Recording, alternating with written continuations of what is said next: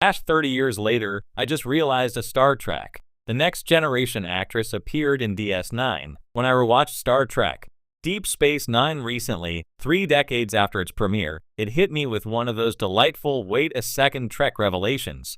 One of the Next Generation's actresses had quietly appeared in DS9, and I'd gone all these years without noticing. That's the beautiful curse of Star Trek. Its universe is so vast, its casting so interconnected, and its storytelling so deep that even longtime fans can keep uncovering new gems decades later. In this case, the realization felt like spotting a familiar star through a telescope you'd long thought was fixed on new territory. The actress in question is Michelle Forbes, better known to TNG fans as Ensign Ro Laren, the tough, defiant Bajoran officer who joined the Enterprise D in Season 5 and left a lasting impression despite appearing in only a handful of episodes. Her portrayal of Ro was layered, emotional, and defiant, a young woman hardened by war, scarred by prejudice, and unwilling to simply obey orders without question.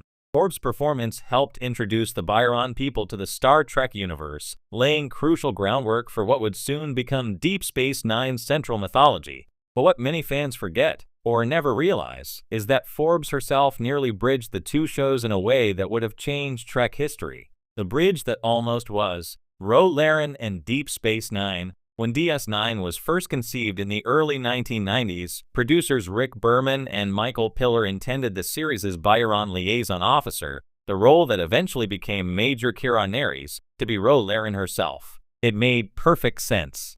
Ro was a Bajoran officer who'd served in Starfleet, already torn between her loyalty to the Federation and her heritage. She had the perfect backstory to serve as the Federation's representative on a newly liberated Bajoran space station. The character dynamics would have been fascinating. Imagine Captain Benjamin Sisko navigating the politics of Bajor with Ro at his side, a woman whose history with Starfleet's upper ranks was complicated at best, whose distrust of authority might have clashed with Sisko's steady leadership. The emotional weight of the Cardassian occupation, Bajoran spirituality, and post-war reconstruction, all of it would have carried more continuity from the Next Generation if Ro had stepped onto Deep Space Nine. But Michelle Forbes, having been offered the role as a main cast member, turned it down. After multiple guest appearances as Ro, she wanted to pursue new roles outside of Star Trek. Forbes' decision was entirely understandable. She was a rising star, with film offers on the horizon. Yet her choice meant the producers needed to create a new Bajoran character from scratch. Enter Nana Visitor as Kira Nerys, a fiery resistance fighter whose trauma and conviction gave DS9 its raw, emotional heartbeat. In a sense, Ro Laren's absence created space for one of Star Trek's most iconic characters to be born, the TNG connection that lived on. Here's where the story gets fascinating for longtime Trek fans like me. Even though Forbes didn't join DS9, her character's DNA is woven through the entire series. Kira's attitude, skepticism toward Starfleet, and deeply personal history with the Cardassians all trace their roots back to Ro's introduction in the Next Generation. Ro's first appearance in Ensign Ro TNG Season 5, Episode 3 was groundbreaking for Star Trek. She wasn't the typical model officer seen on the bridge of the Enterprise. She was abrasive, argumentative, even insubordinate. Yet her pain was justified. She was a survivor of the Bajoran occupation, someone who had seen her people enslaved and oppressed by the Cardassians while the Federation looked the other way. Her moral complexity added a new kind of realism to Star Trek. When Deep Space Nine premiered, it expanded those same political and ethical ideas across 7 seasons. Bajor's struggle for recovery, the Cardassian power vacuum, and the Federation's uneasy involvement all stemmed from the groundwork laid by Ro Laren's TNG storyline. So even though Forbes never appeared as Ro in DS9, her influence was everywhere. Michelle Forbes' real DS9 appearance Here's where things get even more intriguing. Michelle Forbes did appear in the Deep Space Nine universe, just not as Ro Laren. In 1993, the same year DS9 premiered, Forbes appeared in Star Trek, The Next Generation's Preemptive Strike, Ro's final episode. In it, she joined the Maquis, an anti-Cardassian resistance group composed of Federation colonists who refused to abandon their homes after a controversial treaty with the Cardassians.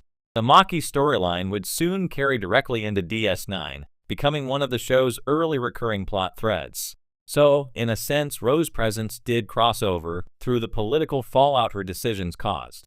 DS9's episodes like The Maquis Part I and II directly followed the events of Preemptive Strike, exploring how the Federation's compromises led to rebellion, espionage, and divided loyalties. Characters like Commander Sisko and Major Kira grappled with the consequences of Ro's defection, even if she herself never set foot on Deep Space Nine. To fans paying close attention, Michelle Forbes' legacy was literally shaping the storylines unfolding on DS9. The alternate timeline. What if Ro Laren had joined DS9? It's one of those tantalizing Star Trek what-ifs. If Ro had accepted the role that became Kira Nerys, Deep Space Nine would have been a very different show. Kira's fierce resistance past and her complex spiritual arc were central to DS9's identity. Ro, on the other hand, had a colder, more pragmatic worldview.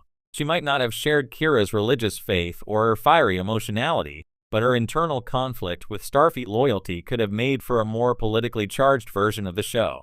Imagine Ro standing beside Sisko during the Dominion War, questioning Starfleet's tactics while still haunted by her Maquis past. Her eventual redemption, perhaps even rejoining Starfleet, could have been one of Trek's most compelling arcs. But fate had other plans. Nana Visitor's Kira became one of the most beloved characters in Trek history, and Michelle Forbes' choice allowed her to explore a rich career across television, from Battlestar Galactica to The Killing the True Blood, the subtle legacy that fans still miss. Even without appearing on DS9, Forbes' impact echoes through the series in subtle ways. The Maquis conflict, the Byron trauma, and even the tension between Federation idealism and frontier reality all trace back to the character she built. When Kira confronts her hatred for Cardassians in episodes like Duet, when Sisko wrestles with the cost of moral compromise in The Pale Moonlight, and when the Federation faces its own hypocrisy in dealing with Bajor and the Maquis, all of it feels like a continuation of Ro's story. And in a poetic twist, Star Trek Picard Season 3 finally brought Michelle Forbes back to the franchise as an older, wiser Ro Laren, now a commander in Starfleet intelligence. Decades after betraying Starfleet to join the Maquis, she returns seeking redemption and reconciliation with her former captain, Jean-Luc Picard. It was a haunting, full-circle moment that retroactively enriched both The Next Generation and Deep Space Nine. Watching that episode, it was impossible not to imagine the alternate reality where Ro had taken her story to DS9 all those years ago. Rediscovering familiar faces in a vast universe. Rewatching Star Trek Deep Space Nine 30 years later is a reminder of just how intricately connected the Star Trek universe really is. You notice little things you missed before, the same way you might suddenly recognize an actor who once played a minor officer on The Next Generation showing up years later as a different alien species on DS9. That's part of the franchise's charm, the recycling of actors across species, series, and decades. On Armstrong, Jeffrey Combs, J.G. Hertzler, many of Star Trek's most prolific performers wore multiple faces across multiple shows. Even Armin Shimmerman appeared on The Next Generation as a Ferengi long before becoming Deep Space Nine's Quark. But Forbes' connection stands apart because her character was the bridge, not just her face. Ro Laren was a narrative seed planted in The Next Generation that blossomed across Deep Space Nine, a Star Trek revelation that keeps the universe alive